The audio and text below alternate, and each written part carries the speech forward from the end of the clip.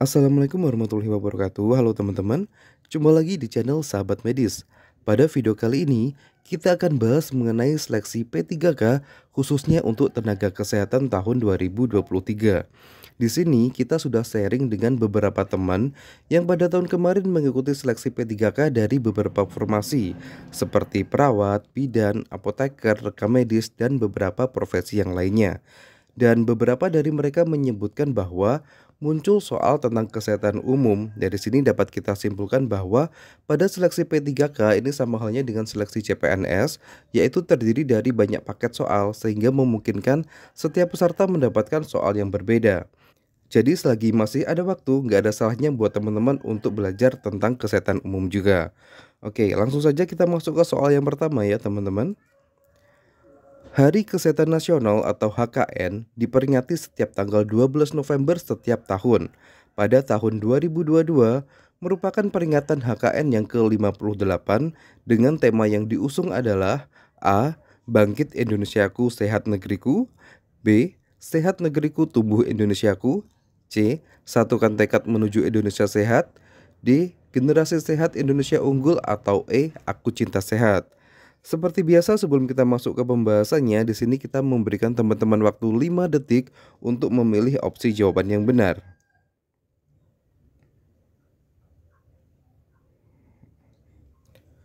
Dan jawaban yang tepat adalah opsi A, yaitu Bangkit Indonesiaku, Sehat Negeriku.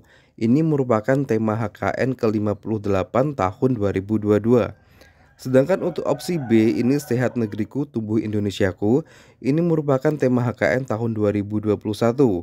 Kemudian opsi C Satukan Tekad Menuju Indonesia Sehat, ini merupakan tema HKN tahun 2020. Kemudian Generasi Sehat Indonesia Unggul, ini merupakan tema HKN tahun 2019. Dan tema HKN 2018 adalah Aku Cinta Sehat. Oke, sebelum kita masuk ke soal berikutnya, di sini kita mau menginfokan salah satu platform penyedia paket latihan soal yang bisa teman-teman ikuti untuk menambah wawasan teman-teman. Platform tersebut adalah Nip Warrior.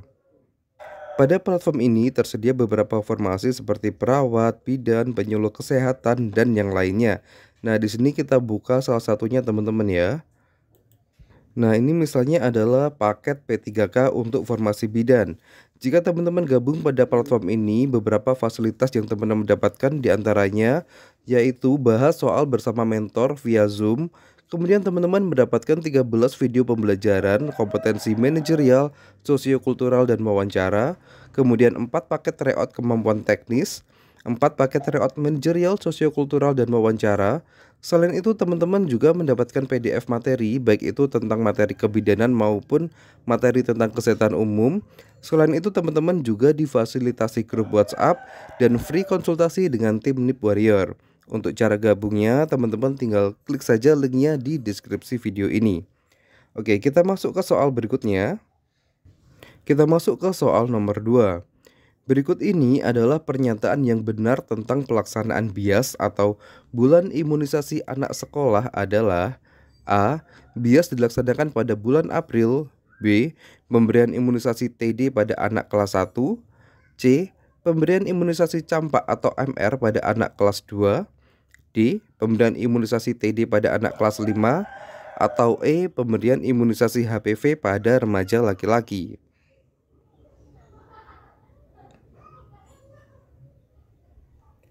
Dan jawaban yang tepat adalah opsi D, yaitu pemberian imunisasi TD pada anak kelas 5. Buat teman-teman yang bekerja di puskesmas pasti sudah gak asing ya dengan istilah BIAS, yaitu bulan imunisasi anak sekolah, di mana pelaksanaannya adalah dimulai pada bulan Agustus dengan sasaran untuk anak kelas 1 mendapatkan imunisasi campak atau MR dan DT, kemudian anak kelas 2 dan kelas 5 mendapatkan imunisasi TD. Nah, berikut adalah lampiran dari Permenkes tentang imunisasi. Untuk anak kelas 1 mendapatkan imunisasi campak pada bulan Agustus dan DT pada bulan November. Kemudian anak kelas 2 dan kelas 5 mendapatkan imunisasi TD pada bulan November. Dan di sini juga ada tambahan ya teman-teman, yaitu pemberian imunisasi HPV pada remaja putri usia 11 sampai 12 tahun. Oke, kita lanjut ke soal berikutnya. Kita masuk ke soal nomor 3. Presiden Joko Widodo mengumumkan bahwa pemerintah secara resmi mencabut status pandemi COVID-19 di Indonesia. Selanjutnya, Indonesia beralih dari status pandemi menjadi endemi yang diumumkan secara resmi pada tanggal A. 20 Mei 2023, B. 21 Mei 2023, C. 20 Juni 2023, D. 21 Juni 2023, atau E. 20 Juli 2023. Dan jawaban yang tepat adalah opsi D, yaitu pada tanggal 21 Juni 2023. Oke, kita lanjut ke soal berikutnya. Kita masuk ke soal nomor 4.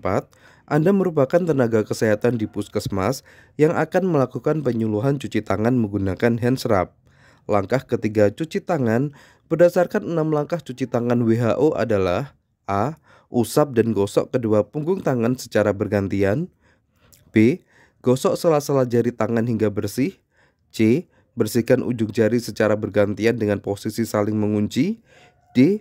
Gosok dan putar kedua ibu jari secara bergantian, atau E. Letakkan ujung jari ke telapak tangan, kemudian gosok secara perlahan.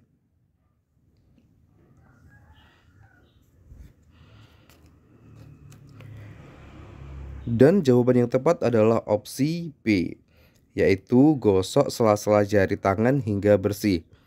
Nah, untuk durasi cuci tangan ini jika menggunakan hand scrub adalah 20 sampai dengan 30 detik, sedangkan menggunakan hand wash adalah 40 sampai 60 detik. Terdapat 6 langkah cuci tangan berdasarkan arahan dari WHO, yaitu yang pertama, tuangkan cairan hand scrub pada telapak tangan, kemudian usap dan gosok kedua telapak tangan secara memutar. Kemudian langkah yang kedua, usap dan gosok kedua punggung tangan. Langkah yang ketiga, gosok sela-sela jari tangan. Langkah yang keempat, bersihkan ujung jari secara bergantian dengan posisi saling mengunci. Berikutnya langkah yang kelima adalah gosok dan putar kedua ibu jari secara bergantian. Dan langkah yang terakhir adalah letakkan ujung jari ke telapak tangan, kemudian gosok secara perlahan. Nah, selain langkah-langkah cuci tangan, yang perlu teman-teman ketahui adalah adanya indikasi atau momen kebersihan tangan.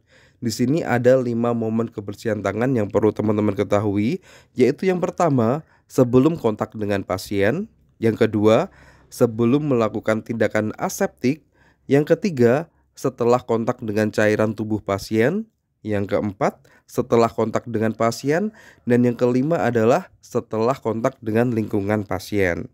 Nah, kalau bisa dihafalkan ya teman-teman, 6 langkah cuci tangan dan 5 momen kebersihan tangan. Oke, kita lanjut ke soal nomor 5. Berikut ini yang bukan termasuk 6 sasaran keselamatan pasien adalah A. Ketepatan identifikasi pasien, B. Peningkatan komunikasi yang efektif, C. Peningkatan keamanan obat yang perlu diwaspadai, D. Kepastian tepat lokasi, tepat prosedur, dan tepat pasien operasi, atau E. Penerapan batu efektif.